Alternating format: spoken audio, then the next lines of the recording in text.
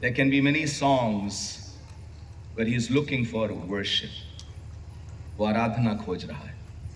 गीत कंठ की खूबी से गाए जाते हैं, आराधना दिल की गहराई से। और इसलिए जब आप आराधना करते हैं तो परमेश्वर इस बात से खुश होता है, क्योंकि ऐसे ही भजनकारों को वो क्या कर रहा है, ढूंढ रहा है। मैं आज परमेश्वर के आपके बीच में एक बात को रखूंगा। मेरे मांगने से पहले परमेश्वर ने उस चीज को देने की योजना बना रखी है। आज का जो टॉपिक होगा, मांगना अच्छा है, परमेश्वर से पुकारना अच्छा है, उससे विनती करना अच्छा है, पर यह विश्वास करना चाहिए कि मेरे मांगने से पहले परमेश्वर ने मुझे उत्तम वस्तुएं देने की योजना बना रखी है। आमीन। क्या आप ये विश्वास करते हैं कि परमेश्वर ने आपके लिए योजना बनाई है? एक बच्चा पैदा होता है, माँ उसके लिए पहले से नाम सोच के रखती, बाप उसके लिए पहले से नाम सोच के रखता है। ऐसा तो नहीं कोई बच्चा सजेस्ट करता है, पापा मेरा नाम बबलू रख दो। कोई ऐसा तो नहीं, मम्मी बेटी पैदा हुई और बेटी ने कहा खबरदार अगर मेरा नाम रखा दो, मैं अपना नाम खुद रखूंगी, शिल्पा। अगर कोई शिल्पा हो तो माफ करना, पर आप अपना नाम नहीं रखते। There's somebody who has always thought over you. किसी ने आपके लिए पहले से योजना बना के रखी है, आपका नाम ही नहीं। पर सोचिएगा, कोई बच्चा ऐसा तो नहीं होता पैदा होने के बाद मम्मी से पुकार पुकार करके कहता है, हेलो दूध की तैयारी है या नहीं है। कोई बच्चा अपनी मां से ये नहीं कहता, हेलो थोड़ी देर में मैं गीला भी करूंगा और पीला भी करूंगा। भाई इतना तो सभी को मालूम होगा कि बच्चा पैदा होने के कुछ देर के बाद से ही वो गीला और पीला दोनों चालू कर देता है। मम्मी एकदम से सरप्राइज हो गई, अरे ये तो बताया नहीं था तुमने कि तुम ऐसा भी करो। नहीं, मां ने पहले से चीजें तैयार करेगी। वो कपड़ों को क्या बोलते हैं जो पहले से तैयार करके रखते हैं? हमारे यूपी में बोलते हैं कलोट, यहां क्या बोलते हैं? अरे नहीं, लंगोट नहीं, क्या बोलते हैं? बचपन से बच्चा लंगोट में। मुझे बताइए, बच्चा पैदा होने के बाद रिक्वेस्ट करता है कि मुझे लंगोट दो। ऐसी कोई मां नहीं जिसने कोख से पैदा किया है और उसकी छाती में जीवते परमेश्वर ने दूध ना दिया हो उसको तृप्त रखने के लिए। उसी तरीके से आपसे कहना मांगता हूं, जब परमेश्वर पृथ्वी पे लाया है तो आपके लाने से पहले उसने उत्तम योजना बना करके आपके लिए रखी है। Hallelujah. He has made a plan for you. ऐसा नहीं है कि आप उससे कहेंगे, हेलो मुझे रोटी चाहिए होगी, हेलो मुझे कपड़ा चाहिए होगा, हेलो मुझे नौकरी भी चाहिए होगी, मेरी कभी शादी भी होगी, मेरे लिए घर का कभी इंतजाम करना। वो कहना तुम्हारे मांगने से पहले मैंने सोच के रखा, प्लान करके रखा है। और ध्यान से सुनिएगा मेरी बात को, जितनी उत्तम वस्तुएं हैं वो आपके मांगने से पहले परमेश्वर ने योजना बना करके रखी आपको देने के लिए। आपने ये नहीं कहा कि जब मैं पैदा होऊंगा तो मुझे सांस की जरूरत पड़ेगी। उसने सांस भी दुनिया में रखी है और सांस की नली भी आपके पास रखी है, और वो दिल भी रखा है, गुर्दा भी रखा है, कलेजा भी रखा है, वो सब कुछ रखा है ताकि आप अच्छी तरह से इस जीवन को जी सकें। If God has created you, if God has called you, अगर परमेश्वर ने आपको बनाया है तो उस आपके बनाने से पहले आपके लिए योजना बना के रखी है। बच्चा ये सोचे क्या होगा मेरा कल क्या होगा। मैं आपसे इतना कहना मांगता हूं, ये वही सोचता है जो अनाथ होता है, और जिसके ऊपर माँ बाप होते हैं वो ये नहीं सोचता कि कल क्या खाएंगे और क्या पिएंगे। और अनाथों की समस्या ये है, आसमान का खुदा उनका बाप है और उनको आज तक ये नहीं मालूम कि मेरे ऊपर कोई बाप राज्य करता है। लिखा है मैं तुम्हें अनाथ ना छोड़ूंगा, मैं अपना आत्मा तुम्हें दिए जाता हूं। सुनिएगा, प्रभु यीशु मसीह कभी अपने लोगों को अनाथ किसी रीति से नहीं छोड़ना चाहता था, चाहे पुराने नियम हो चाहे नए नियम हो। पुराने नियम में अपने लोगों की दुहाई सुनकर के आता था, और नए नियम में तो उसने कहा मैं तुम्हें कभी छोड़कर जाऊंगा ही नहीं, मैं जगत के अंत तक सदैव तुम्हारे संग रहूंगा। मेरी सबसे बड़ी आशीष परमेश्वर अपने आप मुझसे कहता है मैं तुम्हें छोड़ के नहीं जाऊंगा। मेरी सबसे बड़ी आशीष जितनी भी है वो परमेश्वर ने मुझे बगैर मांगे दी है, क्योंकि उसकी योजना है। मेरे पीछे पीछे बोलिए, मुझे बनाने के पीछे एक योजना है। बहुत धीरे बोल। जितने शादीशुदा हैं आपके पति लोगों से पूछूंगा कि ये ऐसे ही धीरे बोलती हैं, और जितने पति लोग हैं आपसे ही पूछूंगा। मेरे बनाने के पीछे उसकी एक योजना है। ऐसा नहीं कि भीड़ चल रही थी, माँ बाप ने कहा बच्चे पैदा करो और बच्चे पैदा हो गए। बाइबल में लिखा पेट का फल किसकी ओर से प्रतिफल है? यहोवा की ओर से प्रतिफल है। अब आप पेट से ही निकले, पेड़ से तो नहीं निकले। कोई ऐसा तो नहीं कि पेड़ झाड़ दिया और आप निकल आए। हम पेट से ही निकले हैं, और हर एक पेट का फल किसकी ओर से है? यहोवा की ओर से। इसका मतलब आप यहोवा की ओर से। सच में? अरे मैं यहोवा की ओर से होता तो थोड़ा सा और टॉल डार्क एंड हैंडसम नहीं होता? जी, हर एक जन परमेश्वर ने सबको, मनुष्यों को एक आशीष के तौर पर भेजा पृथ्वी पर। और सुनिएगा, आपके लिए उत्तम योजना उसने बना करके रखी है। अदन की वाटिका में परमेश्वर ने आदम हव्वा को बनाया। आदम को बनाने से पहले, हव्वा को बनाने से पहले उसने पेड़ पौधे, नदी नाले, सब चीजों का इंतजाम किया था। पानी का इंतजाम किया था, रोटी का इंतजाम कर रखा था, फलों का इंतजाम कर रहा था, सांस लेगा उसके लिए इंतजाम कर रखा था। एक एक चीज का इंतजाम था। ऐसा तो नहीं कि आदम पैदा हुआ और पैदा होने के बाद कहने लगा, हेलो एक आध पेड़ बना दो, उधर बाद जरा पहाड़ बनाओ, उधर बाद नदियां बना दो। कुछ नहीं, वो सब कुछ पहले से उसने बना करके रखा जो उसकी आवश्यकता होगी। अगर आदम के लिए परमेश्वर ने पहले से सब कुछ बना के रखा है, तो नए आदम की संतान अर्थात यीशु मसीह पे विश्वास करने वालों के लिए भी मेरे मांगने से पहले उसने सब कुछ तैयार करके रखा हुआ। Hallelujah. Everything is there in the plan of God. It is there in the plan of God. उस आपके लिए परमेश्वर ने अपनी योजना में बना करके रखा। सोचिएगा, क्या आदम को बनाने के बाद परमेश्वर को लगा स्त्री को भी बना दें? क्योंकि आदम अकेले रह नहीं पा रहा है, तो बना देते हैं स्त्री को, है ना? ऐसे ही लगता है ना। बाइबल में लिखा, परमेश्वर ने देखा कि आदम का अकेला रहना अच्छा नहीं है। उसके दिमाग में आदम था नहीं, और उसने कहा बना देते हैं। क्या सोचते हैं आप? उसके दिमाग में हव्वा थी नहीं, और उसने सोचा मरा जा रहा है आदमी, बना देते हैं, थोड़ा सा सुकून मिल जाएगा, चैन मिल जाएगा इसको, हैं? और बाइबल में लिखा है, परमेश्वर ने आदम को गहरी नींद में सुला दिया। आदम से पूछा, एक बार बताइए, आदम से पूछा, हेलो मुझे लग रहा है तुझे बीवी चाहिए, तू क्या सोचता है? आदम भी बोला होगा, ये है क्या चीज, पहले तो मुझे ये समझाओ, किस टाइप की निकलेगी पहले ये बताओ, पहले पूरा उसका खाका दो मुझे, तब मैं हां बोलूं या ना बोलूं। ऐसा आदम से पूछा उसने। गहरी नींद में सुलाने से पहले आदम की परमिशन ली उसने? नहीं। आदम की इच्छा थी कि उसे पत्नी मिले? नहीं। आप बोलेंगे लेकिन आदम के मांगने के बाद ही, उसके सोचने के बाद ही आया? जी नहीं, उसने नर और मादा करके आदम से पहले ही पशु बना के रखे थे। इसका मतलब मादा भी परमेश्वर की योजना में पहले से थी।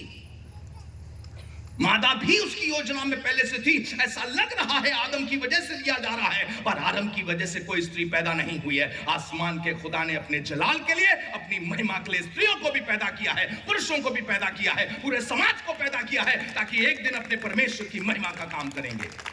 It is all in the plan of God. सुनिएगा, आप आदम की वजह से नहीं आए हैं, पर आदम के बनाने वाले खुदा की वजह से इस दुनिया में आए हैं। Everything is from God and for God.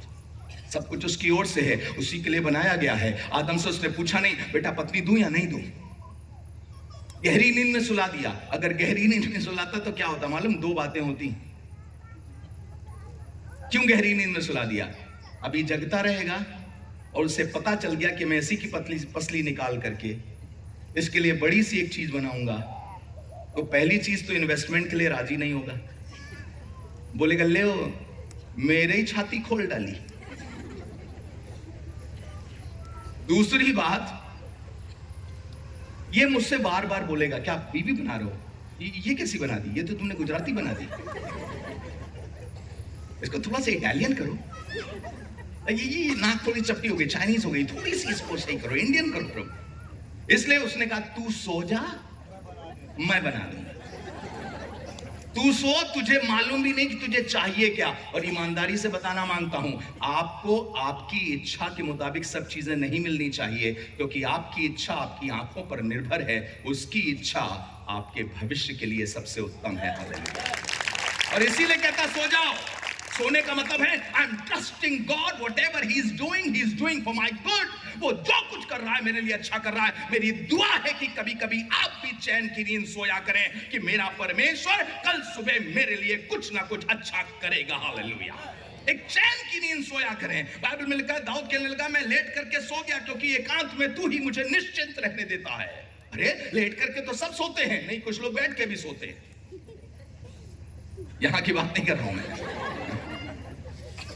कन्हलगा में लेट करके सो गया क्योंकि तू एकांत में मुझे निश्चिंत रहने देता है। सुनिएगा, निश्चिंत जो है ना, मनुष्य एकांत में भी नहीं रह सकता अगर आसमान का खुदा उसे निश्चिंत ना कर दे।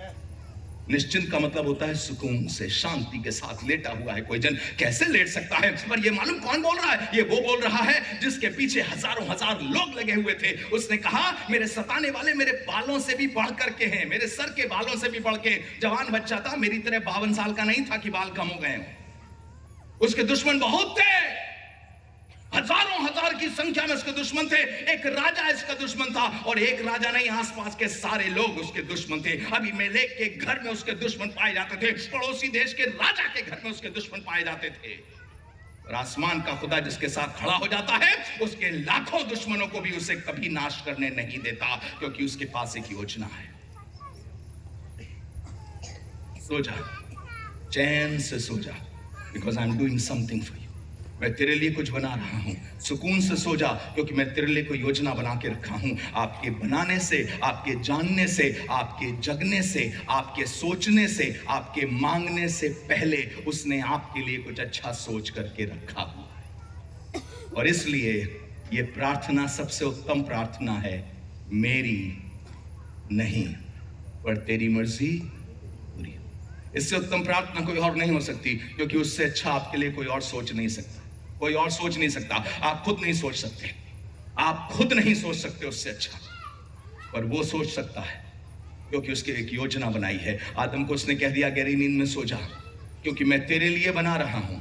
मैं सारी दुनिया के लिए बना रहा हूं, अपने लिए बना रहा हूं, पर तुझसे पूछ के नहीं बनाऊंगा। तेरी इच्छा के मुताबिक नहीं बनाऊंगा, पर अपनी इच्छा के मुताबिक बनाऊंगा। उसने स्त्री को अपनी इच्छा के मुताबिक के संसार में बना करके भेजा। संसार की बहुत सी चीजें, इसलिए बाइबल में लिखा है जितने लोग शादीशुदा हैं उनके लिए कहा गया है कि जिसने पत्नी ब्याह ली उसने उत्तम पदार्थ पाया, और यहोवा का अनुग्रह उस पर हुआ है। उसे मालूम भी नहीं था जिसको परमेश्वर उसके लिए बना रहा है, इसके जोड़ देने की वजह से उसके ऊपर अनुग्रह आने लगेगा।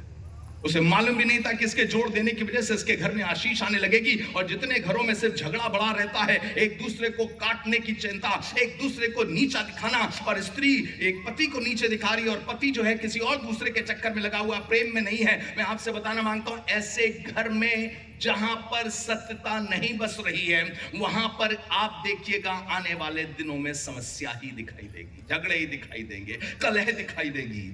परमेश्वर कह रहा है तुम्हारे मांगने से पहले मैं तुम्हारे लिए कुछ बना रहा हूं, बनाऊंगा, तुम्हारे पास लाऊंगा, अनुग्रह तुम्हारी जिंदगी में हो जाएगा, बनाऊंगा, अनुग्रह तुम्हारी जिंदगी में हो जाएगा। सुनिएगा, कई बार परमेश्वर का कोई दास आपके घर में चला आएगा, उसके आने से आपको पता भी नहीं चलेगा कब आपके घर में अनुग्रह शुरू हो गया है। हमने मांगा भी नहीं था, हमने किसी से कहा भी नहीं था। चलिए, अदन की वाटिका में गुनाह हुआ, आदम को बना दिया, बगैर आदम से पूछे उसकी पत्नी को बना दिया, दे दिया, शादी वगैरह करवा दी। उसके बाद दोनों घूम रहे थे।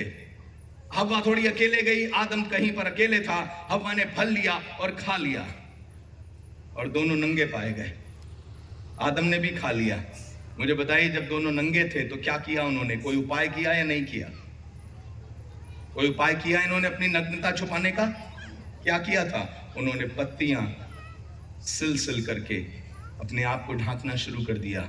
और इन्हें ये नहीं मालूम था ये पत्ती एक दिन से ज्यादा काम नहीं कर पाएगी। ये पत्ती जैसे ही पेड़ से निकलेगी सूखने लगेगी, और एक दिन के बाद ये सूख करके जब तू सो के उठेगा तब सिर्फ धागा धागा रह जाएगा, या एक दूसरे से जुड़ी हुई पत्तियां टूट करके गिर जाएंगी, तो फिर से कल नंगा हो जाएगा। और ये मालूम क्या दर्शाता है? ये दर्शाता है जितने लोग अपनी किसी धार्मिकता पर घमंड करते हैं, अपने पाप को छुपाने का कोई ना कोई प्रबंध करते हैं, उन्हें हर दिन कोई ना कोई प्रबंध करना पड़ता है। और आसमान के खुदा ने बगैर उनसे मांगे, बगैर आदम के रिक्वेस्ट करे, बगैर हव्वा के रिक्वेस्ट करे, एक जानवर को मारा और उसकी खाल पहना दी।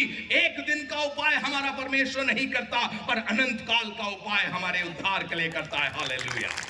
और बगैर मांगे, आदम ने किसी जगह नहीं मांगा, हव्वा ने किसी जगह नहीं मांगा, because this is one of the most important thing in life.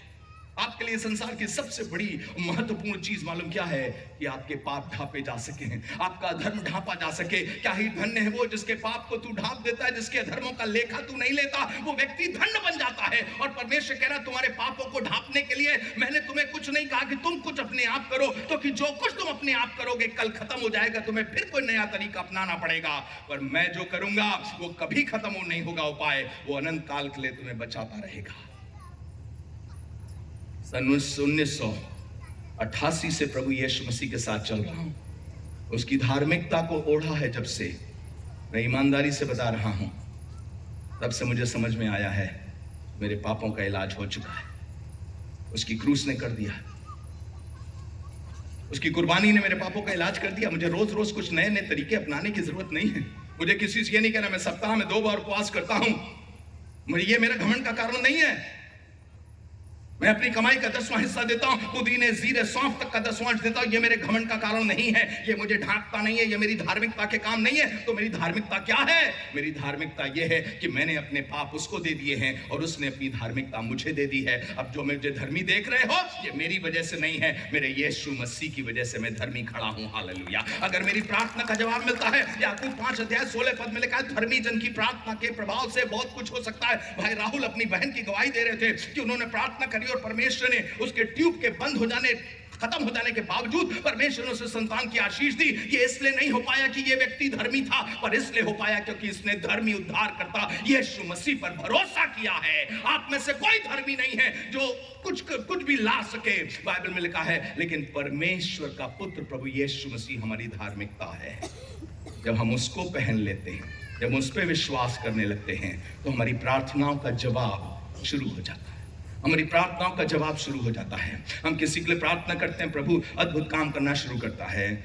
मेरी शादी अभी होने वाली थी, एंगेजमेंट हुई थी। एंगेजमेंट के अगले ही दिन मेरी बहन आई और कहने लगी, आई हैव अ रेवलेशन, मेरे पास तुम्हें बताने के लिए कुछ है। मैंने कहा क्या हुआ? उसने कहा, जिस लड़की से तुम्हारी एंगेजमेंट हुई है, क्या तुम्हें मालूम है उसको कैंसर की ग्लैंड, उसकी छाती में कैंसर है और काफ़ी दिनों से उसका इलाज चल रहा है। हमारे इलाहाबाद में एक ही कैंसर की जगह थी जहां लोग इलाज के लिए जाते थे। डॉक्टर पॉल नाम के एक डॉक्टर थे जो इलाज किया करते थे कैंसर का। उसने मुझे ऐसा बताया। मैं अपनी होने वाली पत्नी के पास गया। मैंने कहा, क्या तुम्हें कैंसर वाली ग्लैंड है जिसका इलाज चल रहा है? उसने बोला, हाँ, कैंसर वाली ग्लैंड है जिसका इलाज चल रहा है। मैंने कहा, तुमने मुझे बताया नहीं। उसने कहा, मैं डरती थी कि आप मुझसे शादी नहीं करोगे। तो मैंने कहा, सुनो, अगर तुम मृत्यु शैया पर भी होगी ना, तब भी मैं तुम्ही से शादी करूंगा। 2 कारणों से बोला था। एक तो विश्वास था प्रभु पर, दूसरा थोड़ा उससे प्यार भी था, इसलिए धीरे से बोला दूसरी बार। मैंने कहा, I'll marry you on your deathbed. I know God is able to save and rescue and heal. मेरा परमेश्वर बचाने की सामर्थ रखता है, और अगर नहीं भी बचाएगा ना, तो डेथ बेड पर तुम्ही से शादी करूंगा। थोड़ा रोमांटिक हो रहा था, वो भी खुश हो रही थी। मैंने उससे कहा, चलो प्रार्थना करते हैं। मैंने प्रार्थना करी उसके लिए, हाथ रख के प्रार्थना करी। वो बोली, एक बार और प्रार्थना करना। अंदर गई और सारी दवाइयाँ लेके आ गई। आपको मालूम है, लोग दवाइयों पे प्रार्थना इसलिए कराते हैं कि दवाइयों का असर अच्छा हो, कोई खराब असर ना हो जाए। मैंने कहा, अच्छा दवाई के लिए दुआ करनी है? बोली, नहीं, दुआ तो मेरे लिए करनी है। मैंने कहा, दवाई? बोले, कुछ नहीं, बस आप मेरे लिए दुआ करिए। मैं फिर हाथ रख के दुआ करने लगा और धीरे धीरे मुझे आवाज आने लगी। आवाज आने लगी किसी चीज की गिरने की, सरकने की। जब मैंने आमीन बोल करके खोला तो देखा जितनी दवाइयां थी उसने जमीन पर गिरा करके उसे पैर से नाली में ढकेल दिया था और वो नाली के सहारे चली जा रही थी। मैंने कहा, ये क्या किया तुमने? बाइबल में लिखा है, वैद्य की आवश्यकता भले चंगों को नहीं पर बीमारों को अवश्य है। तो वैद्य भी परमेश्वर की ओर से है। अरे अदरक में उसने चंगा करने की क्षमता दी है, गले को ठीक करने की अदरक में क्षमता ईश्वर ने दी है। शैतान ने थोड़ी अदरक में डाल दी है, लो मेडिसिन डाल दी शैतान ने।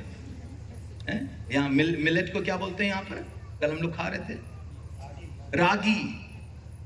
आपके यहाँ रागी इतना आसपास, हमारे यहाँ भी बहुत रागी लोग हैं।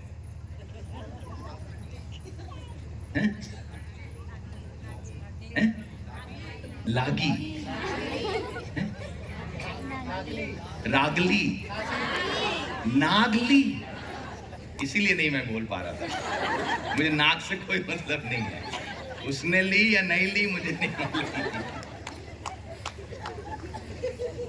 ये सब के अंदर सामर्थ किसने डाली?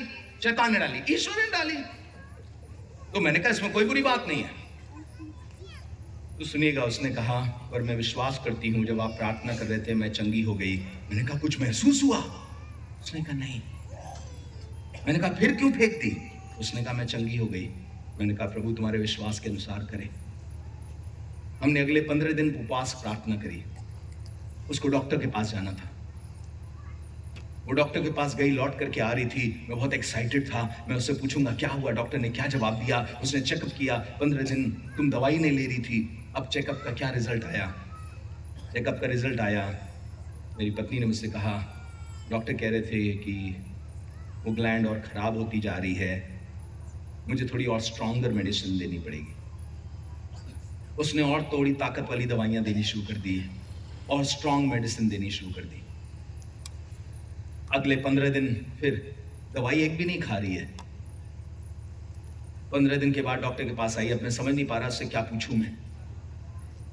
वो आई, उसने कहा कि डॉक्टर कह रहे हैं कि अगर ये ठीक नहीं हुआ तो हमें कीमो करना पड़ जाएगा, कीमोथेरेपी करनी पड़ेगी, या हमें अल्टीमेटली सर्जरी करके ब्रेस्ट को हटाना पड़ जाएगा। मैंने कहा तुमने क्या सोचा? उसने कहा मुझे मालूम परमेश्वर ने मुझे चंगा कर दिया। सुनिएगा, आदम की धार्मिकता उसके अपने काम नहीं है। आदम की धार्मिकता उस मेमने का बलिदान और उसके खाल को पहन लेना आदम की नग्नता को ढांपता है। हम सब अंदर से नंगे हैं, ये कपड़े हमें ढांपते हैं। हम में से हर एक जन के अंदर पाप बसा है, सिर्फ यीशु मसीह ही है जो हमारी एकमात्र धार्मिकता है। पौलुस ने 7वें अध्याय में कहा रोमियो के उसके 22वें पद से, मुझ में कोई भली वस्तु वास नहीं करती, जो मैं करना चाहता हूँ मुझसे नहीं बन पड़ता, जो नहीं करना चाहता हूँ वही मुझसे हो जाता है। हाय, इस मृत्यु की देह से कौन मुझे छुड़ाएगा? वही पौलुस है, ये याकूब है जो कह रहा है हम में से हर एक जन चूक जाता है। जो बातों में नहीं चूकता वही तो सिद्ध मनुष्य है, और कोई भी सिद्ध नहीं। हम सब चूक जाते हैं, हम सबसे गलती हो जाती। पहले यूहन्ना उसके पहले अध्याय में लिखा है कि कोई गुनाह ना करे, पर अगर कोई गुनाह करे उसे मालूम है, क्योंकि 90 पद में पहले अध्याय के वो कह चुका था कि ऐसा कोई नहीं जो गुनाह नहीं किया हो। अगर तुम कहते हो कि तुमने गुनाह नहीं किया तो तुम अपने आप को धोखा देते हो और तुम में सत्य नहीं है। मैं जो बताना मांग रहा हूँ वो ये है, मेरी प्रार्थना की वजह से नहीं, और 45 दिन के बाद मेरी पत्नी लौट करके डॉक्टर के पास से आ रही थी। मैंने उससे पूछा क्या बोली डॉक्टर? उसने कहा डॉक्टर अचंभित थे और कह रहे थे वो ग्लैंड मुझे समझ नहीं आ रही कि कहाँ चली गई। दवाइयों का बड़ा असर हुआ। मेरी पत्नी कुछ बोली नहीं, क्योंकि दवाई तो ले ही नहीं रही थी। आज इस बात को 27 साल बीत चुके हैं। मेरी पत्नी पूरी तरह से चली है, कैंसर से। ये मेरी धार्मिकता की वजह से हुआ नहीं, ये मेरी धार्मिकता नहीं है, उसकी धार्मिकता है। मैंने तो मांगा भी नहीं था बहुत कुछ, मैं तो जानता भी नहीं था। हम तो इतने दिन से प्रार्थना कर रहे थे, और सुनिएगा हम में है क्या जो परमेश्वर को खींच करके हमारी तरफ ले आता है? ये उसकी मोहब्बत है जो उसको हमारे लिए खींचती है। उसने हमसे पहले होकर प्यार किया, हमने उससे प्यार नहीं किया। बाइबल में लिखा हमने प्यार तब किया जब उसने पहले होकर हमसे प्यार किया। इसका मतलब मेरे अंदर पहले प्यार नहीं जागा, उसी के अंदर प्यार जागा है। वो मेरे लिए प्यार में होकर इंतजाम करता है, मेरे मांगने से पहले करता है, मेरे सोचने से पहले कर देता है वो। और इसलिए आपको समझना पड़ेगा। सुनिए, देखिए, हम जानते हैं बाइबल में ऐसा लिखा है कि परमेश्वर मांगने पर हमें आशीष देगा। मांगो तो तुम्हें दिया जाएगा, मत्ती 7:7 बहुत क्लियर है। याकूब में बताता है तुम पाते नहीं इसलिए क्योंकि तुम मांगते नहीं, पर मांगते हो ताकि भोग विलास में उड़ा दो इसलिए तुम्हें नहीं मिलता। पर वहां भी लिखा है मांगो परमेश्वर की इच्छा के मुताबिक मांगो। ये मांगना जरूरी है। फिर हम याकूब 5वें अध्याय में देखते हैं, उसके 17-18 पद में लिखा है एलिया भी हमारे समान दुख सुख भोगी मनुष्य ना, उसने गिड़गिड़ा के प्रार्थना करी कि मेह ना बरसे, और 3.5 साल तक मेह नहीं बरसा। उसने फिर विनती करी और आकाश से वर्षा हुई और भूमि फलवंत हुई। ये सब प्रार्थना के जवाब में हुआ। सुनिएगा, वहीं पर बाइबल में ऐसा लिखा हुआ है, कैन नाम का एक व्यक्ति था जिसने अपने भाई की हत्या कर दी थी। परमेश्वर उसे दंडित किया था, और दंडित ऐसा किया कि अब वो जहां जाएगा लोग उसे पाएंगे, मार डालेंगे। तब उसने कहा मेरा दंड मेरे लिए बड़ा भारी है, कुछ करते खुदा बाप। तो खुदा ने उसके लिए एक चिन्ह ठहरा दिया था कि कोई कैन को मार ना डाले। मैं एक बात पूछना मांगता हूं आपसे, मेरा परमेश्वर सिर्फ धर्मी की प्रार्थना नहीं सुन रहा है, पर हत्यारे की भी प्रार्थना सुन रहा है। उस व्यक्ति को भी कुछ दे रहा है। सुनिएगा, जो सबको दे रहा है पापियों को भी दे रहा है, वो अपने मांगने वालों को और अधिक क्यों नहीं देगा? It is not because of who you are but because of who he is. आपको इसलिए नहीं मिलता कि आप कितने अच्छे हो, पर आपको इसलिए मिलता है कि वो कितना अच्छा है। उसका देना आपकी अच्छाई नहीं, उसकी अच्छाई को दर्शाता है। क्या तू परमेश्वर की सहनशीलता, कृपा और धीरज रूपी धन को तुच्छ जानता है और यह नहीं समझता कि परमेश्वर की कृपा तुझे मन फिराव को सिखाती है? वो कृपा करके मन फिराव सिखा रहा है। ऐसा नहीं है कि आपका मन फिराव देख करके ही सिर्फ कृपा कर रहा है, पहले कृपा कर रहा है, फिर मन फिराव के लिए उभा रहा है और फिर कृपा कर रहा है। इसका मतलब शुरुआत ही कृपा से कर रहा है, दया से ही शुरुआत कर रहा है। पर मेरा परमेश्वर दयावान परमेश्वर है, योजना बना करके चलता है। मैं चाहता हूं, चलिए अब एक हिस्से पर मैं आपको पढ़वाना मांगता हूं, यूहन्ना रचित सुसमाचार उसका 8वां अध्याय उसके पहले पद से, और अब हम लोग शुरू कर रहे हैं। ठीक है,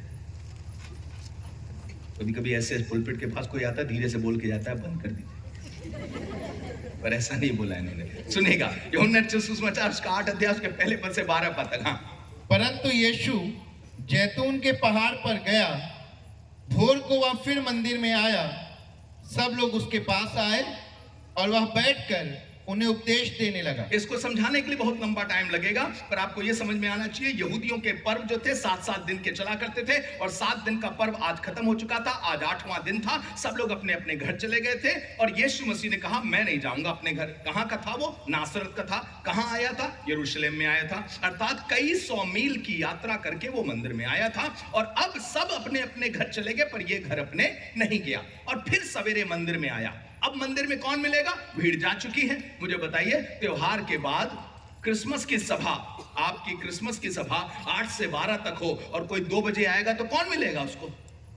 यीशु मसीह ऐसे ही कर रहा, त्योहार खत्म हो गया, अगले दिन वहां पर सवेरे पहुंचा। पर सुनिएगा क्या हुआ। हाँ, तब शास्त्री और फरीसी एक स्त्री को लाए, शास्त्री फरीसी एक स्त्री को लाए जो व्यभिचार में पकड़ी गई थी, और उसको बीच में खड़ा करके यीशु से कहा, हे गुरु, यह स्त्री व्यभिचार करते पकड़ी गई है। व्यवस्था में मूसा ने आज्ञा दी है, व्यवस्था और मूसा दोनों आज्ञा दे चुके हैं कि ऐसी स्त्रियों पर पथराव करें। ऐसी स्त्रियों को क्या करें? पथराव करें। हाँ, अतः तू इस स्त्री के विषय में क्या कहता है? आज का टॉपिक मेरा यही होगा कि उसकी योजना जो है उसके ओपिनियन से कहीं ज्यादा है। तू इस स्त्री के विषय में क्या कहता है? मूसा क्या कह रहा है? मार डालो। व्यवस्था क्या कह रही है? मार डालो। लोग क्या कह रहे हैं? मार डालो। लीडर क्या कह रहे हैं? मार डालो। बच्चे छोटे छोटे जो पत्थर उठा के खड़े वो क्या कह रहे हैं? मार डालो। और यीशु मसीह से पूछा जा रहा है तू क्या कहता है? ये सिर्फ एक्चुअली यीशु मसीह का जजमेंट नहीं मांग रहे थे, पर यीशु मसीह का ओपिनियन मांग रहे थे। ओपिनियन और जजमेंट में फर्क है। जजमेंट मतलब होता है अंतिम न्याय। अंतिम न्याय तो इनके मुताबिक मूसा कर चुका है और अब हम अंतिम न्याय को पूरा करेंगे, पत्थर मारेंगे। पर यीशु से सिर्फ पूछ रहे हैं तेरी क्या राय है इस बारे में? खुदा का शुक्र करता हूं, मेरा परमेश्वर मेरे लिए राय नहीं रखता, मेरे लिए योजनाएं रखता है। ओपिनियन देना आसान है, किसी के बारे में ओपिनियन देना आसान है। अगर 40 लोग आपको जानते हैं तो 40 ओपिनियन है आपके बारे में, और 400 जानते हैं तो 400 ओपिनियन है आपके बारे में। हर एक आदमी कुछ ना कुछ सोचता है किसी ना किसी के बारे में। अभी पूछ लीजिए, ये जो विराट कोहली ने बैटिंग करी बहुत अच्छी नहीं थी। हमारे यूपी में तो पान खाने वाला सड़क के किनारे खड़ा होकर के कह रहा विराट कोहली ने ना टेट बॉलिंग खेल नहीं पाता। टेट बॉलिंग ये वो हैं जो अपनी बीवी की धैर्य से बॉलिंग भी खेल नहीं पाते। और ये कह रहे हैं विराट कोहली तेज बॉलिंग खेल नहीं पाता। इस दुनिया में राय देने वाले या इस दुनिया में ओपिनियन बताने वाले बहुत मिलेंगे। तुमको देख करके कहेंगे तुम कुछ नहीं कर पाओगे बेटा, तुम कुछ नहीं कर पाओगे, तुम्हें क्या हासिल होगा? कुछ नहीं, तुम किसी लायक नहीं हो। उसको देखो, आपके एक तो आप रे अक्सर ये दिखाया जाता है, उसको देखो। बच्चा भी देखता, पापा कुछ अच्छा दिखाओ। वो ये बन गया, पापा मेरे अंदर वो नहीं है, मैं क्या बताऊं। यहां पर ऐसा लिखा हुआ है, तू क्या कहता है? इसका मतलब हम ओपिनियन अपना बना चुके हैं, हम तेरा ओपिनियन जानना चाह रहे हैं। और यीशु मसीह कह रहा, बच्चों मैं ओपिनियन देने में कोई इंटरेस्टेड नहीं हूं, मैं जजमेंट देने में इंटरेस्टेड हूं। आसमान के खुदा ने मुझे पृथ्वी पर न्याय करने के लिए भेजा है, मैं आखिरी बात बोलूंगा। ऐसा नहीं कि मेरी कोई एक दो बात होगी, दूसरा उस पर आदमी हावी हो जाए और कहे तुम्हारी बात को ठुकरा दूंगा। जब मैं बोलने लगूंगा तो पहाड़ कांप जाएंगे, मैं बोलने लगूंगा तो उसके बाद किसी का वचन काम नहीं करेगा। तू क्या कहता है? उसने ज्यादा कुछ कहा नहीं। पूरी बाइबल पढ़िएगा 8वें अध्याय में आगे, इसने ज्यादा कुछ कहा नहीं। तो किया क्या? झुक गया और झुक करके भूमि पर कुछ कुछ लिखने लगा। लिखने लगा तो लिखा है वो उससे पूछते ही रहे। पढ़िए जल्दी से, देखिए क्या लिखा। हाँ, जब वे उससे पूछते ही रहे, जब वो उससे पूछते ही रहे तो उसने सीधे होकर उनसे कहा, तो उसने सीधे होकर उनसे कहा, तुम में जो निष्पाप हो, तुम में जो निष्पाप हो वही पहले उसको पत्थर मारे। वही पहले उसको पत्थर मारे। और आगे, और फिर झुककर भूमि पर उंगली से लिखने लगा। ये लिखाई बड़ा काम कर रहे हो तुम, ऐसा क्या इंपॉर्टेंट लिख रहे हो?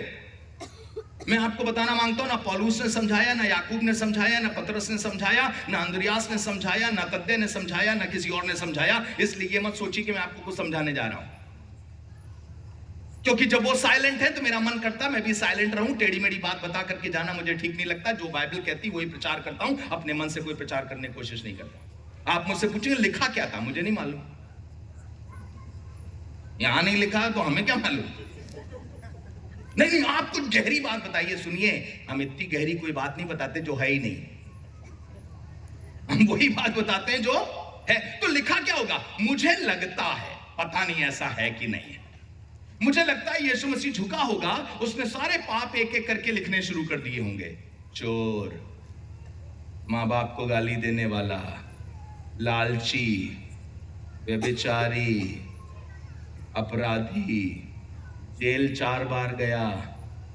और ये लोग पत्थर लिए खड़े हुए हैं, अब पता नहीं क्या कर रहा है, लिखता चला जा रहा है। थोड़ी देर में देखा, ओ ये तो मेरा नाम लिख रहा है। दूसरा वाला सोच रहा है चोर तो मैं ही हूं। तीसरा कह रहा है बीवी के साथ तो दगा मैं नहीं किया है। ये सब धीरे धीरे देख रहा है। फिर यीशु मसीह धीरे से खड़ा हुआ, कहने लगा अभी लिस्ट बाकी है मेरे दोस्त। जिसने पाप ना किया वो पहला पत्थर मारे, फिर झुका और लिखने लगा। मुझे बताइए इन सब का क्या हुआ? इन सब के पत्थर गिर गए और ये छोड़ करके चले गए। पर ये सबसे बड़ा उद्धार नहीं था। सबसे बड़ा उद्धार था जब इसने कहा मैं तुझ पे दोष नहीं लगाता, मैं दूसरों के पत्थर से मर जाऊं तब भी स्वर्ग जाऊंगा, पर आसमान के खुदा की नजरों में मर गया तो स्वर्ग नहीं जाऊंगा। मैं अपराध में मर गया तो स्वर्ग नहीं जाऊंगा। मार डालो मुझे पत्थर, लेकिन मैं यीशु की निगाह से गिरना नहीं चाहता। मैं ये नहीं चाहता कि यीशु मुझसे कहे कि तू दोषी है। और प्रभु का धन्यवाद करते हैं, उसकी योजना जो थी नाश करने की नहीं पर बचाने की थी। यूहन्ना सुसमाचार उसका 3 अध्याय 16 पद में आपने पढ़ा होगा, परमेश्वर ने जगत से ऐसा प्रेम किया कि उसने अपना इकलौता पुत्र दे दिया ताकि जो कोई उस पर विश्वास करे वो नाश ना हो परंतु अनंत जीवन पाए। 17 में लिखा है परमेश्वर ने अपने पुत्र को जगत में इसलिए नहीं भेजा कि जगत पर दंड की आज्ञा दे, पर इसलिए भेजा कि जगत उसके द्वारा उद्धार पाए। इसका मतलब यीशु मसीह का उस जगह पे आने का प्लान ही ये था कि लोग सब मारेंगे इस स्त्री को, पर मैं उस स्त्री को बचाऊंगा। उसकी योजना पहले से। अब सुनिएगा, सारे लोग जब घर चले गए तो यीशु मसीह तुम भी घर जाओ। ये 8वां अध्याय है। 7वें अध्याय में यीशु मसीह के लिए लिखा है वो पर्व जाना नहीं चाह रहा था, तो उसके भाइयों ने कहा ऐसा कोई नहीं जो फेमस होना चाहता है और पर्व में जाकर के प्रचार ना करे। जब तुम ऊंचे पद पे प्रचार करोगे तब जाके फेमस होगे, जब तुम बड़ी कन्वेंशन प्रचार करोगे तब जाके फेमस होगे। यीशु मसीह ने कहा बेटा तुम लोग के राग फर्क हैं, हम ये फेमस होने नहीं आए इस दुनिया में, हमें मालूम है हम किस काम के लिए आए हैं। और 3 दिन तक यीशु मसीह गया ही नहीं। आधे पर्व के बीतने के बाद चौथे दिन उठा और चला गया, और चुपके से चला गया, और पूरे उस सभा में उसने कोई अद्भुत काम नहीं किया, कोई अद्भुत चंगाई का काम नहीं किया जो वहां पर लिखा हुआ है। लेकिन 8वें दिन जब सब चले गए हैं तो आया है। मालूम क्यों? उसे मालूम था मेरी योजना ये है, मैं यहां पर इसलिए सिर्फ नहीं आया हूं कि पर्व में अपने आप को फेमस करूं, पर एक स्त्री जो इनफेमस है, जो गलत तरह से प्रचलित है, जो गलत तरह से फेमस है, जो पाप आग के द्वारा जानी जाती है और पत्थर से मारी जाने वाली है, उसको बचाने के लिए मैं सवेरे सवेरे वहां पर पहुंचूंगा। हालेलुया। जो पहुंचना भी नहीं मांग रहा था वो ठीक उस समय पे पहुंचा जब स्त्री पे पत्थरवाह किया जा रहा था। आपसे भी कहना मांगता हूं, यीशु मसीह ने योजना बनाई है, कल अगर तुम कहीं ऐसी जगह होगे ना जहां कोई तुम्हें मारने वाला होगा, जिंदा खुदा अपने दूत को भेज करके बचा लेगा। वो वहीं पर तुमसे मिलेगा जहां तुम्हारी मुसीबत तुम्हारा इंतजार कर रही है, क्योंकि हम इस संसार में नाश होने के लिए नहीं पर यीशु मसीह के द्वारा बचाए जाने के लिए बुलाए गए। उसकी योजना पहले से तुम्हारे लिए है। क्या योजना है? तू तो रात में गुनाह कर रही होगी पर मैं सवेरे का इंतजार कर रहा हूं। तू रात में अपराध कर रही होगी, मैं सवेरे का इंतजार कर रहा हूंगा। और इसलिए सुनिएगा, 8वां अध्याय शुरू कैसे होता है, पहला पद क्या है? 8वें अध्याय का पहला पद सुनिए क्या लिखा है। यीशु जैतून के पहाड़ पर गया, ना, परंतु यीशु। यस, ये शब्द नहीं भूल सकते। मुझे बताइए, कोई कभी अध्याय शुरू करता है परंतु से? कभी आपने मम्मी को चिट्ठी लिखी और चिट्ठी शुरू करी परंतु मम्मी?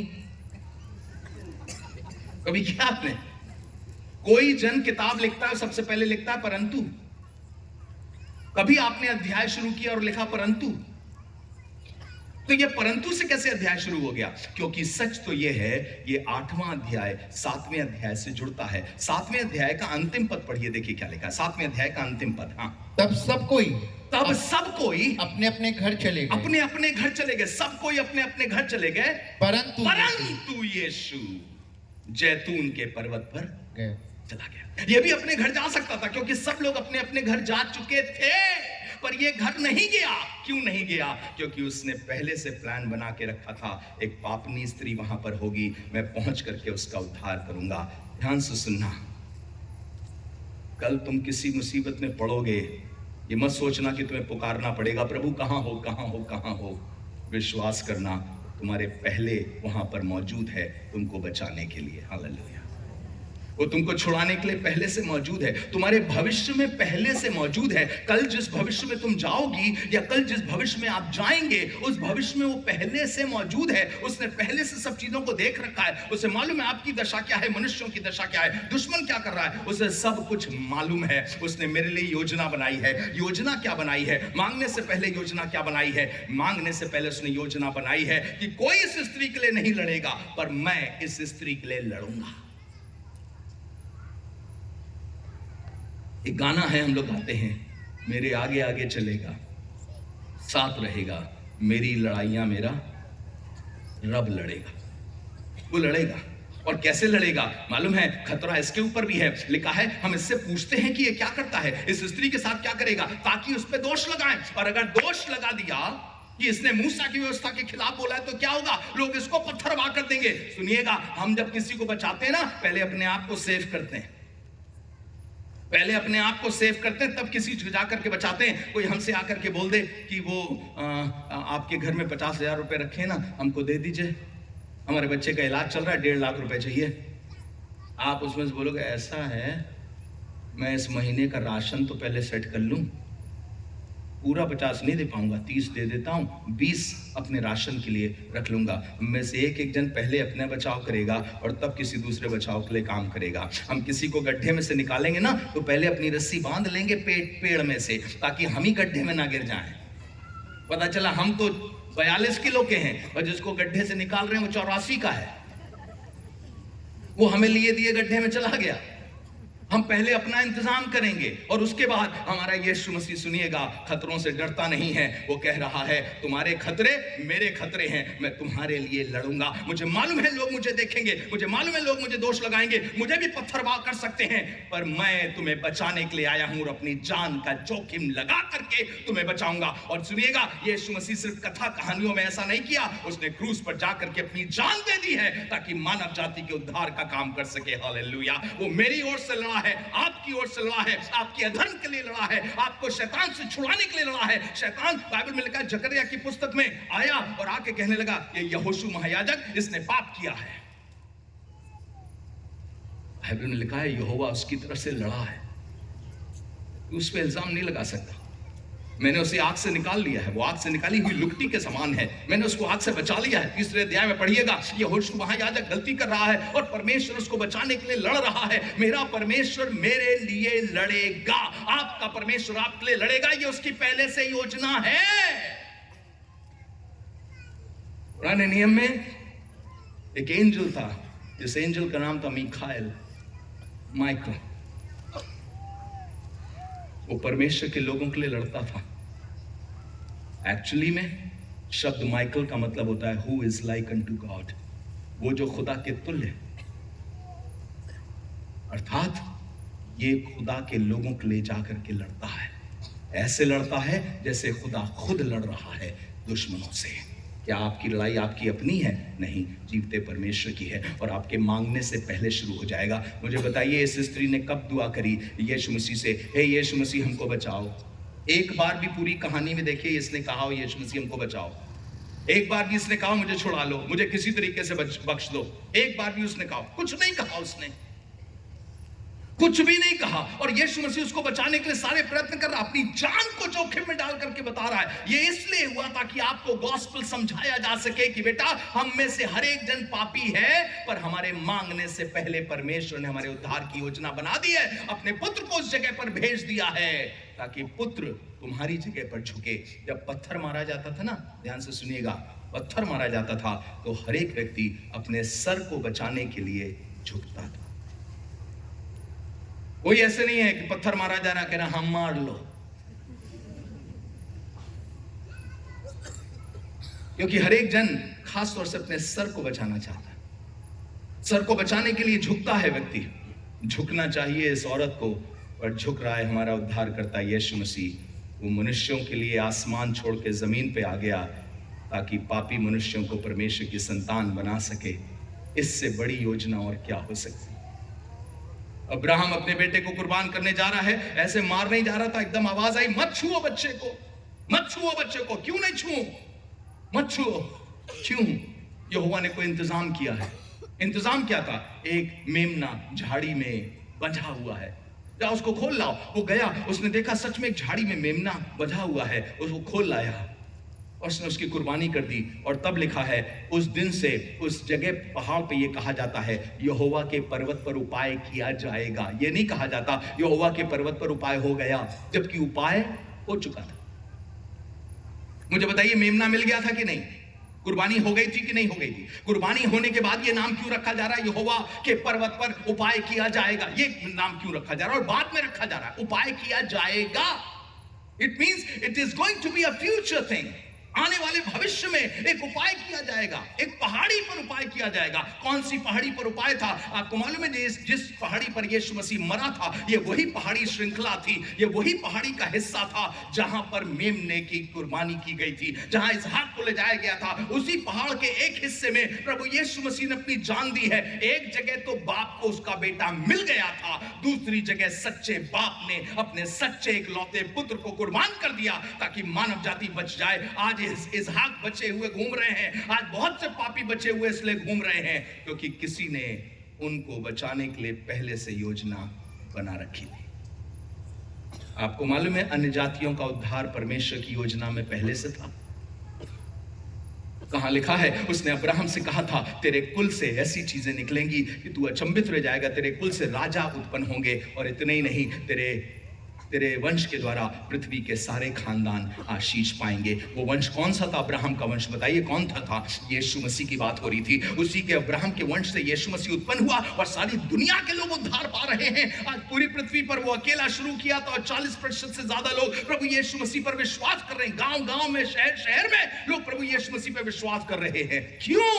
क्योंकि उसकी योजना उनके मांगने से पहले उनके बचा लेने की थी। हालेलुया।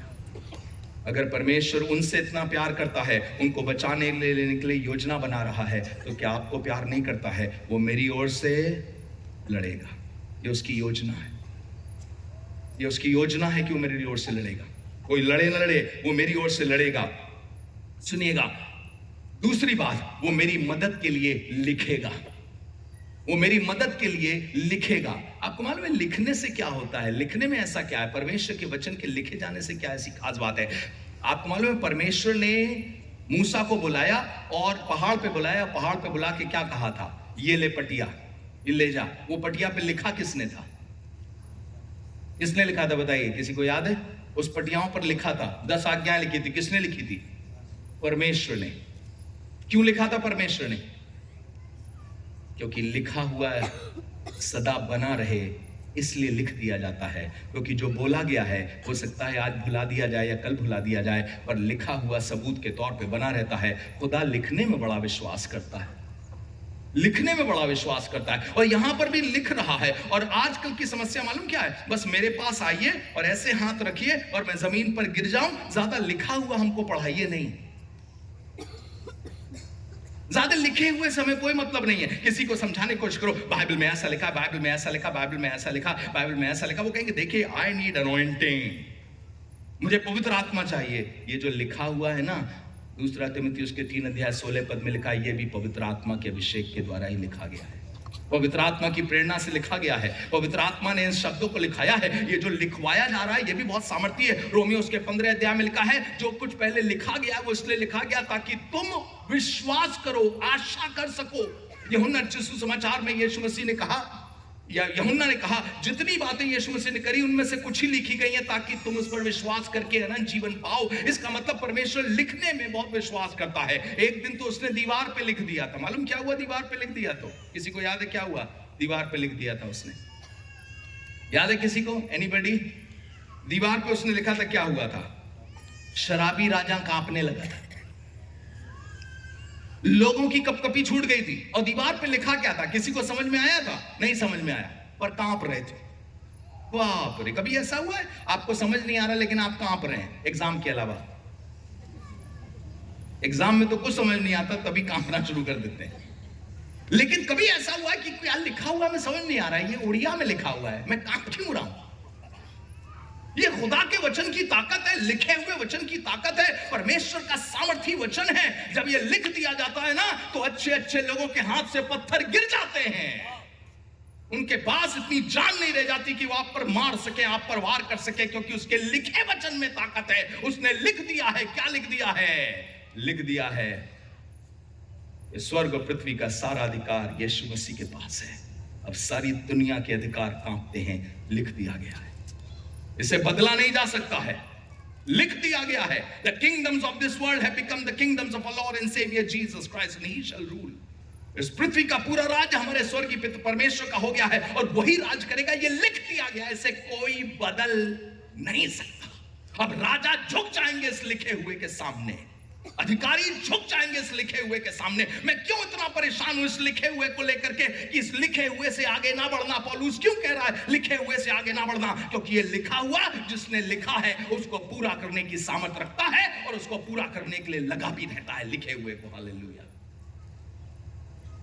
वो लिख रहा है, He's still writing something। क्या लिख रहे हो? तुमको बचाने के लिए। क्या लिख रहे हो? तुमको आशा देने के लिए। क्या लिख रहे हो? दूसरों के पत्थर गिराने के लिए। क्या लिख रहे हो? मुझे नहीं मालूम क्या लिखा, पर इतना मालूम है उसके लिखे हुए से लोगों के पत्थर गिर गए थे। क्या कह रही हैं लोग? समाज क्या कह रहा है आपके लिए? जो लिखा है ना, एक बार उसको देख लेना और तुम्हारा सारा डर ना चला जाए तब मुझसे कहना। एक बार जो लिखा है उसकी ओर निगाह कर लेना, तुम्हारा डर निकल जाएगा, क्योंकि उसने लिखा है। वो मेरी ओर से लड़ेगा, वो मेरे लिए लिखेगा। इतना ही नहीं, वो फिर खड़ा होगा और मेरे लिए बोलेगा। क्या बोला उसने? जिसने पाप ना किया हो इसे पहला पत्थर। यीशु मसीह देखो, जबरदस्ती जान की जोखिम उठा रहे हो उस औरत के चक्कर। इसका कोई भरोसा नहीं है। ये बहुत दिनों से ये काम कर रही है और पर्व का दिन है, उसने मौका देख करके कहा विदेशी लोग आएंगे। और एक्चुअली ऐसा होता था, यरूशलेम में विदेशी लोग आया करते थे और इसलिए यरूशलेम के मंदिर के बाहर ही अपने ग्राहक तलाशते।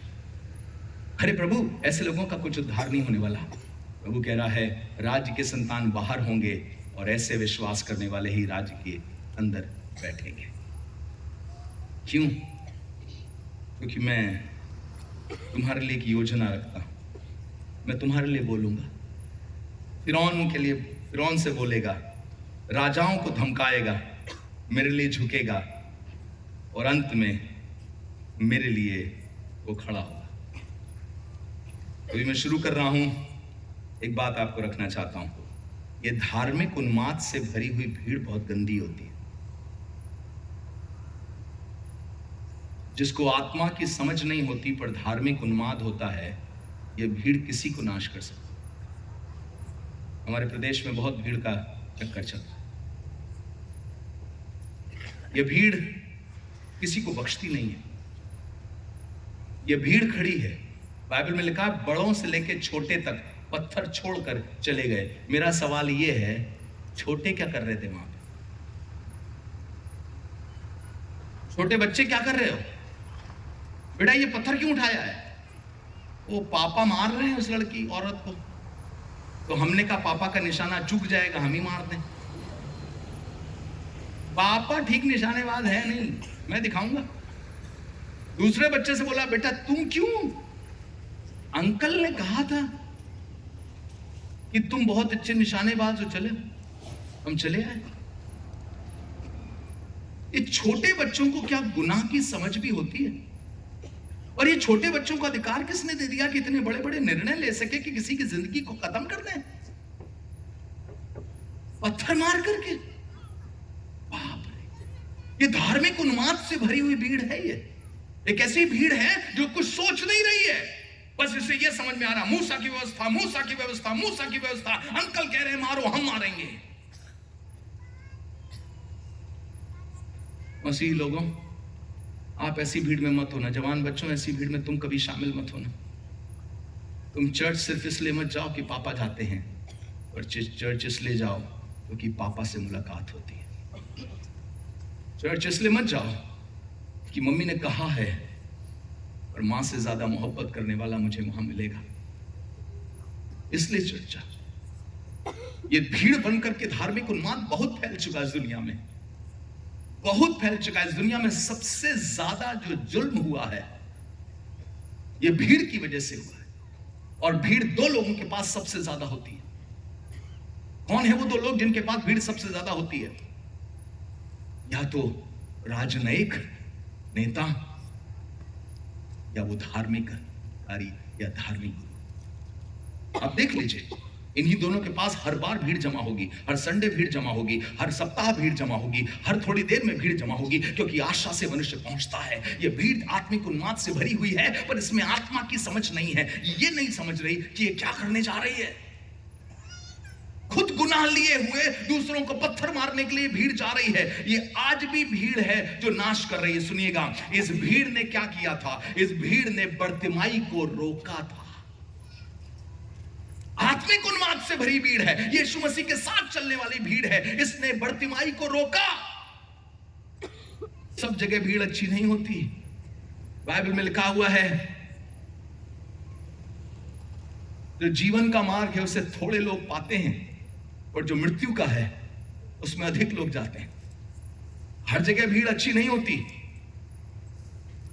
जक्कई को ना यीशु मसीह को देख पाने के पीछे जो भीड़ थी, वो भी एक बड़ी भीड़ खड़ी हो गई थी ताकि जक्कई यीशु मसीह को देखने न पाए। और आपको बताना मांगता हूं, इन सब में सबसे घिनौना काम एक और भीड़ ने किया था। राजा ने कहा हम इसमें कोई दोष नहीं पाते, इसको ना मारो, इसको हम छुएंगे नहीं, इसमें कोई दोष नहीं है। ये भीड़ चिल्लाने लगी, और अब्बा को हमारे लिए छोड़ दो, इसको क्रूस पे चढ़ाओ। राजा भीड़ से विवश हो गया। भीड़ में बड़ी ताकत होती है, भीड़ में बड़ी जान होती है। राजाओं को विवश कर देती है भीड़।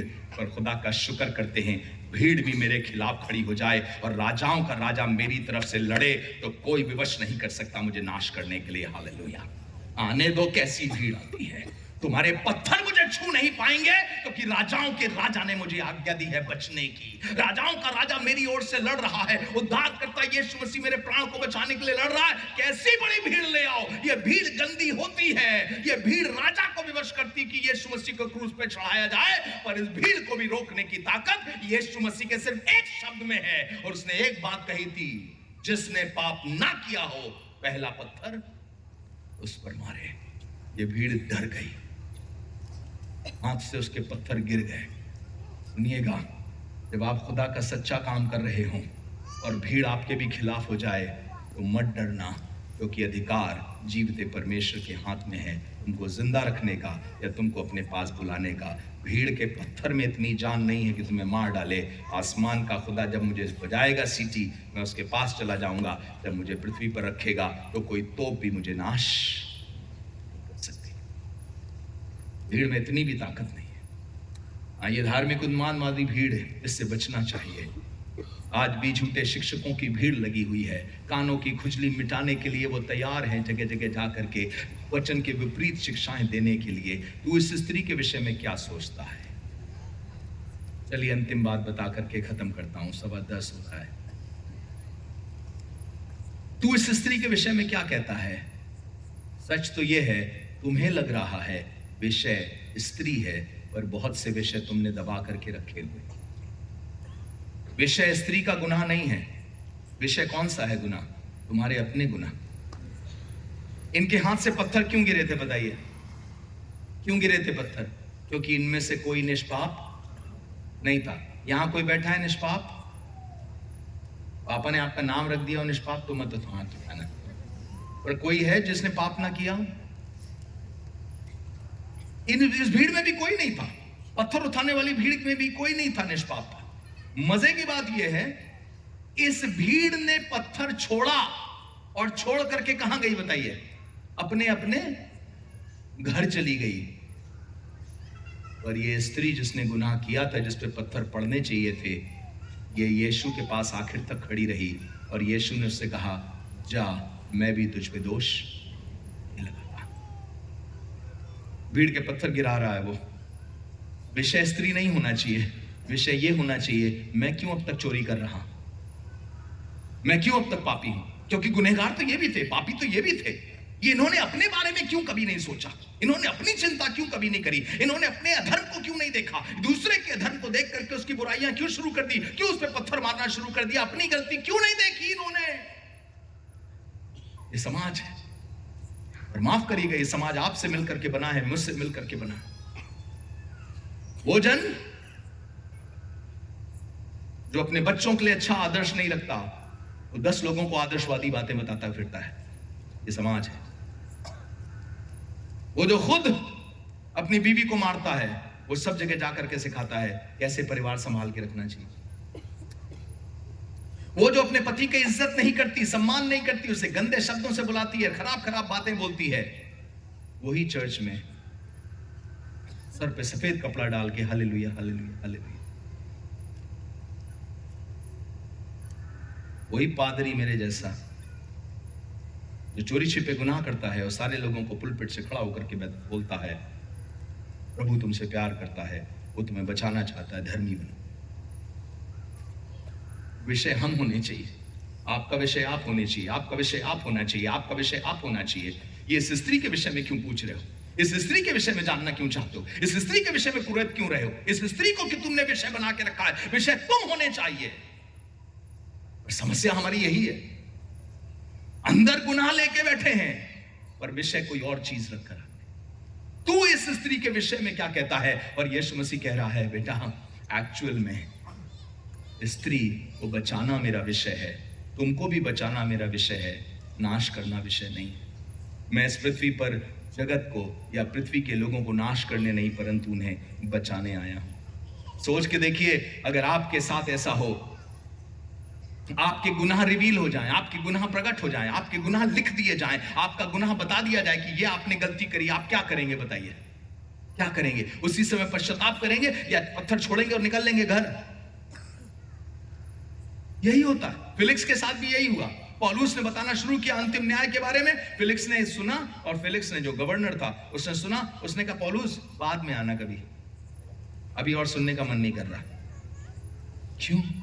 क्यों जाने दे रहे हो? ये अवसर क्यों जाने दे रहे हो? इस अवसर को ले लो। इस स्त्री को देखो, अगर इस स्त्री को उद्धार दे सकता है जो आज पकड़ी गई है, तो तुम जो नहीं पकड़े गए पर तुमने भी गुनाह किया, तुमको उद्धार क्यों नहीं दे सकता? अगर इसके पापों की क्षमा हो सकती तो तुम्हारे पापों की क्षमा क्यों नहीं हो सकती? वो एक योजना लेकर के आया है, तुम्हारे लिए लड़ेगा, तुम्हारे लिए लिखेगा, तुम्हारे लिए झुकेगा, तुम्हारे लिए खड़ा होगा, और योजना लेकर के आया है, तुम्हारे अंदर तुम्हें झांकना सिखाएगा।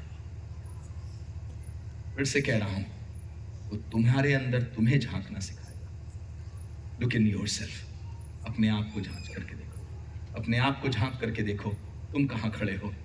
और मैं आपसे कहना मांगता हूं, अगर आज स्त्री यहाँ से गई है, अपने घर में धर्मी ठहर के गई है और यीशु की आवाज़ सुन के गई है, मैं तुझ पे दोष नहीं लगाता, तो आज कोई अपने गुनाह को यहाँ से लेकर के न जाए। पत्थर छूटे ये अच्छी बात है, पर काश आज आपके गुनाह भी यहाँ छूट के जाएं और आप यीशु के पास उसकी महिमा में जाएं। अपने सरों को झुकाएं, अपना सर झुका लीजिए।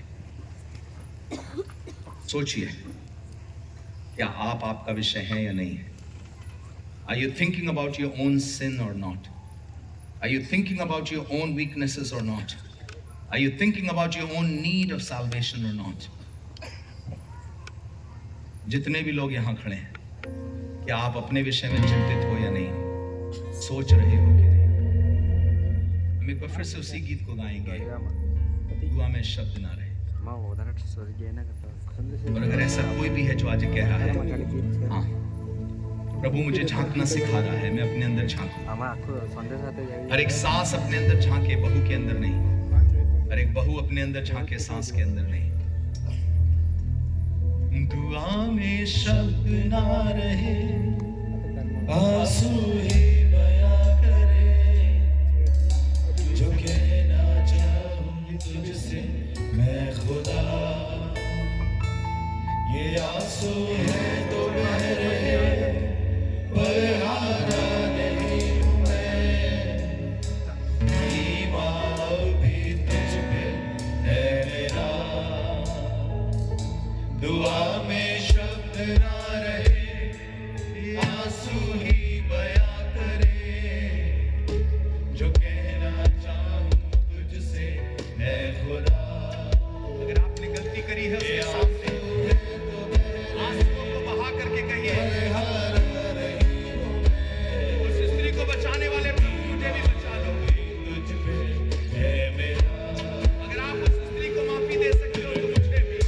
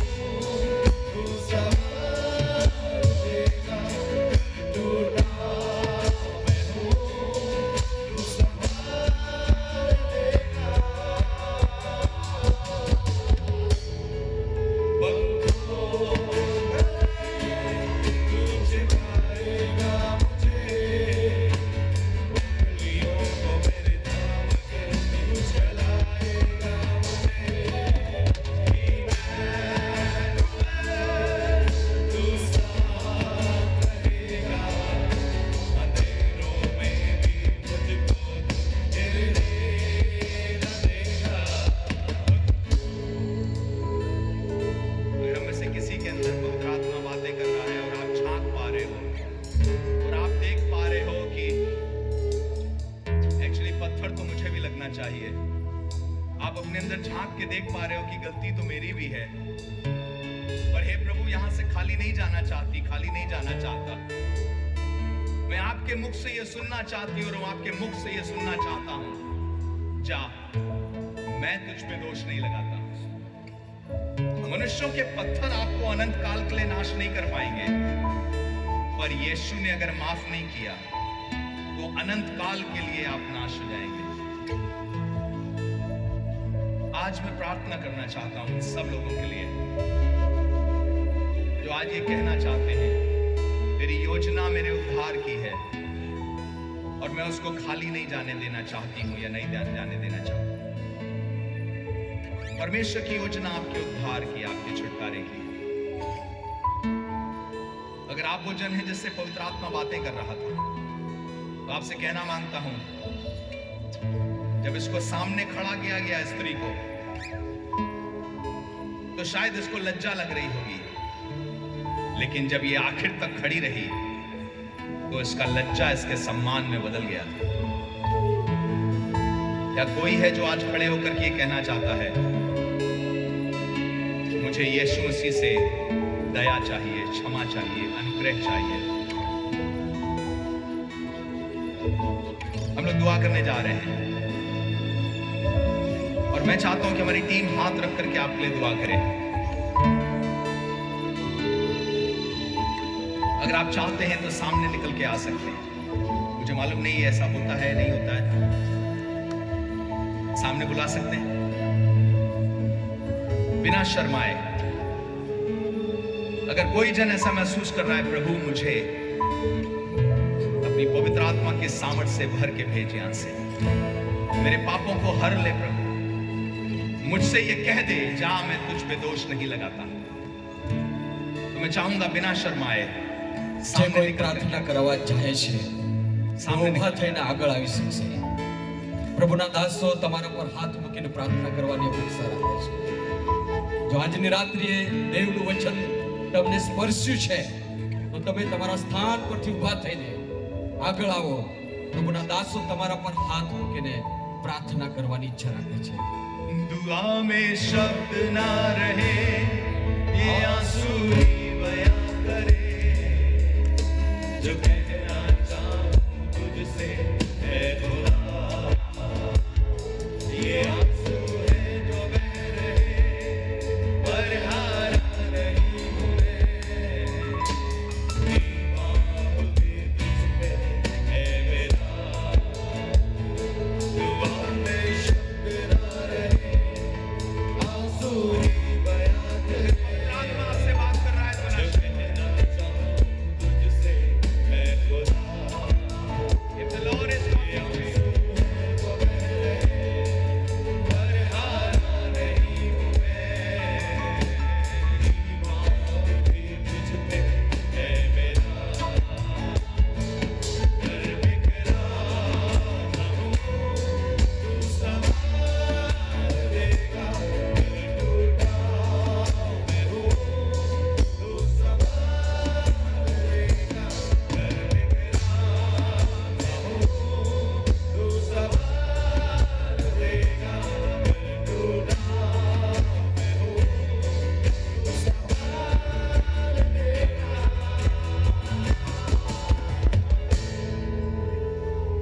बहुत से लोग खड़े हैं, अगर पवित्र आत्मा आपसे बातें कर रहा है, देखिए पवित्र आत्मा की आवाज आपके मन में अगर आ रही हो तो शर्माइएगा नहीं। कोई चीज आपको परमेश्वर के लिए कदम उठाने से ना रोके, मेरे कहने पर नहीं, लेकिन अगर आपको ऐसा लग रहा है प्रभु अपनी योजना मुझ में पूरी कर, तू मुझे नाश करने नहीं पर बचाने आया है, अपनी योजना को मेरे अंदर पूरी कर, सामने आ जाए बेटा, सामने आ जाए। हम लोग प्रार्थना करने जा रहे हैं, we are going to pray right now। ये अंतिम बार हम गाने जा रहे हैं, क्या पता है परमेश्वर का पवित्र आत्मा आपसे बात करके कह रहा हो, यू बिलोंग टू मी, तू मेरी है, तू मेरा है, और मैं तुझे छोड़ के नहीं जाना चाहता। अगर परमेश्वर का पवित्र आत्मा आपसे बातें कर रहा है तो सामने निकल आए बिना शर्माए। एक दिन मैंने भी इसी तरह से, उस सभा में कोई खड़ा नहीं हुआ, मैं अकेले खड़ा हुआ था। मुझे याद है मैं 9 साल का था उस समय, नहीं सॉरी 11 साल का था। मैं अकेले खड़ा हुआ था और कह रहा था प्रभु मैं अपने जीवन को तेरे हाथों में सौंपता हूं, मुझे ग्रहण कर ले। मुझे नहीं मालूम था परमेश्वर किस तरह से काम कर रहा है। उसी दिन से परमेश्वर ने मेरे ऊपर अपना हाथ रख दिया था और 17 साल की उम्र में उसने मुझे दर्शन दे करके बुला लिया। क्या कोई और भी है जिसको पवित्र आत्मा बातें करके कह रहा है तू मेरा है, तू मेरी है, I have a plan for you, मेरे पास तेरे लिए एक योजना है और मैं उस योजना को पूरा करूंगा। मुझे नहीं मालूम आप यहाँ प्रार्थना करवा रहे होंगे तो आप में से कई लोग चंगे भी हो जाएंगे। आपकी प्रार्थनाओं के जवाब परमेश्वर अद्भुत रीति से यहाँ देने वाला है। Because we are going to join you in prayer, हम प्रार्थना में आपके साथ ज्वाइन करेंगे। और इसलिए मैं चाहूंगा एक बार फिर से हम इसको बात को गाने जा रहे हैं। पंखों तले, पंखों तले तुझ पाएगा मुझे, विश्वास से बोले, जिनके सामने खड़े हैं बोले, दूरियों को मेरे नाम के तू जाएगा मुझे, Emmanuel, तू साथ रहेगा,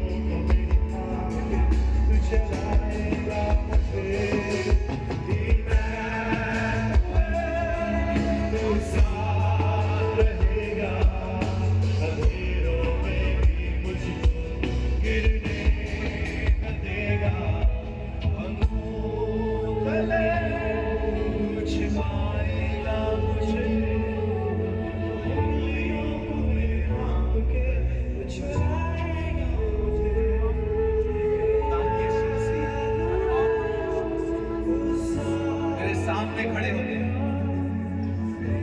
कहते हैं अनुग्रह करिए परमेश्वर, अनुग्रह करिए, अनुग्रह करिए, अनुग्रह करिए। अगर हम में से कोई ऐसा है जिसके पास हड्डी के रोग हैं, हड्डी की बीमारियां हैं, हड्डी की बीमारियां हैं, अपनी जिस जगह पर वो हड्डी का रोग है उस जगह पर हाथ रख लीजिए। हम प्रार्थना करने जा रहे हैं।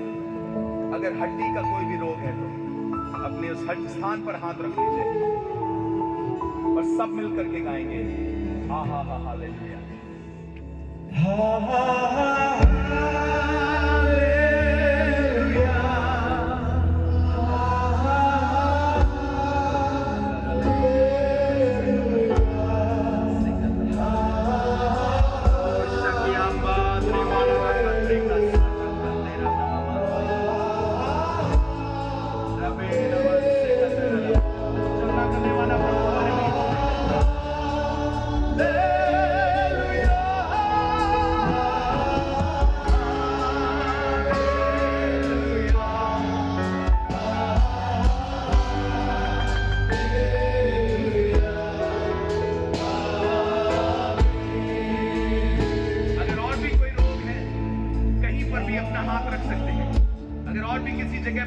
अपने हाथ को रख सकते हैं। दुआ करने जा रहे हैं right now in Jesus name. और आप खुद भी गाइए हालेलुया, परमेश्वर की स्तुति करिए, बंधन टूट जाएंगे। परमेश्वर के प्रभु सब दशाओं में धन्यवाद, सब दशाओं में धन्यवाद। और मिलकर के गाएंगे हालेलुया। और उसके बाद हम सब अपना मुंह खोल के धन्यवाद देना शुरू करेंगे और तालियां बजाएंगे।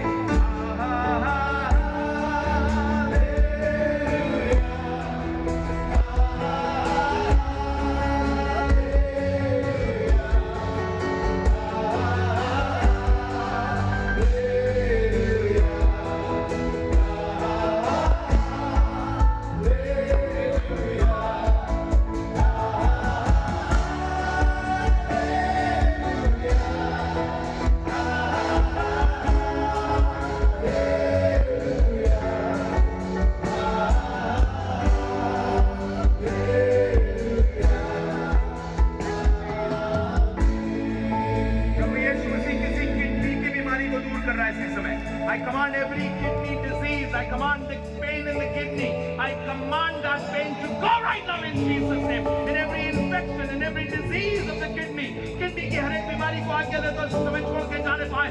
आज्ञा देता हूँ यीशु के सामर्थ्य नाम में तुम्हारा प्रभाव नहीं चलेगा। तुम्हारी हुई हो यीशु मसीह के नाम के आगे झुक जाओ। अभी इसी समय कहता हूँ किडनी की बीमारी छोड़ के जाने पाए, किडनी का दर्द आज के बाद कभी ना होने पाए यीशु मसीह के नाम से। दुआ करता हूँ जिनकी हड्डियों में समस्या प्रभु जी इसी समय जब हाथ रखे हुए हैं, हड्डी हड्डी को दुरुस्त करने वाला, चंगा करने वाला यीशु मसीह यहाँ है। प्रभु यीशु के नाम में कहता हूँ हड्डियां सुनो, सुनो हड्डियां, मैं तुम्हें आज्ञा देता हूँ चंगी हो जाओ। हड्डियां मैं तुम्हें आज्ञा देता हूँ चंगी हो जाओ। एक दिन मेरे बाप ने कहा था यहेजकेल से हड्डियों से भविष्यवाणी करके कहे कि वो जुड़ जाए, और वो जुड़ गई थी। इसलिए ऐ हड्डियों में तुमसे कहता हूं जो जुड़ी हुई हो यीशु के नाम में चंगी हो जाओ। तुम्हारी व्याधि को हुक्म देता हूं चली जाए। Every bone be healed in the name of Jesus Christ. जो लोग ठीक से चल नहीं पाते प्रभु तेरी दया में चंगाई होने पाए, घुटनों का दर्द यीशु के नाम में जाने पाए, sciatica pain I command it to go in the name of Jesus. यीशु के नाम में दुआ करता हूं इसी समय हड्डियां चंगी होने लगे प्रभु यीशु के नाम में। किसी और रोग से पीड़ित हैं, जो बता भी नहीं सकते, शायद यीशु के सामर्थी नाम में कहता हूँ वो रोग जाने पाए। अभी इसी समय यीशु के नाम में कहता हूँ जाने पाए। इसी समय पथरियां गायब होने लगे प्रभु यीशु के नाम में। लंग्स चंगे हो जाए यीशु के नाम में, लंग्स चंगे हो जाए प्रभु यीशु के सामर्थी नाम में, क्योंकि प्रभु यीशु के नाम में सामर्थ्य है। There is power in the name of Jesus Christ. There is power in the name of Jesus. आइए अपनी जुबान खोल के सिर्फ धन्यवाद यीशु बोलें और ताली बजाना शुरू करें। धन्यवाद यीशु, धन्यवाद यीशु, धन्यवाद यीशु, बोलिए धन्यवाद यीशु, धन्यवाद यीशु, धन्यवाद यीशु, धन्यवाद यीशु, धन्यवाद, धन्यवाद, धन्यवाद।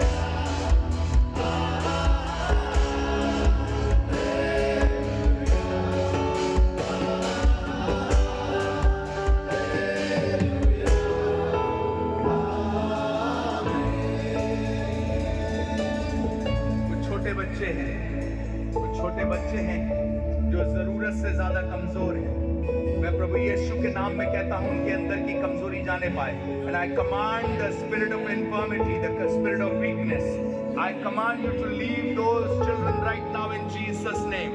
यीशु के नाम में तुम्हें हुक्म देता हूं, बच्चों को छोड़ दो और बच्चे सेहतमंद होने लगेंगे, सेहतमंद होने लगेंगे। आज इसी समय कहता हूं बच्चे आजाद हो जाने पाए अपनी उन तमाम कमजोरियों से। हर एक दुर्बलता की आत्मा आज्ञा देता हूं बच्चों को छोड़ के जाने पाए और वो कमजोर ना रह जाएं प्रभु यीशु मसीह के नाम से। आमीन, आमीन। प्रभु सारा आदर महिमा प्रशंसा आपको देते हैं। धन्यवाद, धन्यवाद, धन्यवाद। मैं दुआ करता हूं उन बहनों के लिए जो संतान की आशीष मांग रहे हैं। दुआ करता हूं अनुग्रह करें, उनकी नाम धराई के बदले उनको आशीष दे। आज हम मिल करके कहते हैं प्रभु यीशु के नाम में गर्भ धारण करें। प्रभु यीशु के नाम में असंभव संभव हो और आने वाले दिनों में ही ये गवाहियां फैलने लगेंगी प्रभु यीशु के नाम में। आमीन।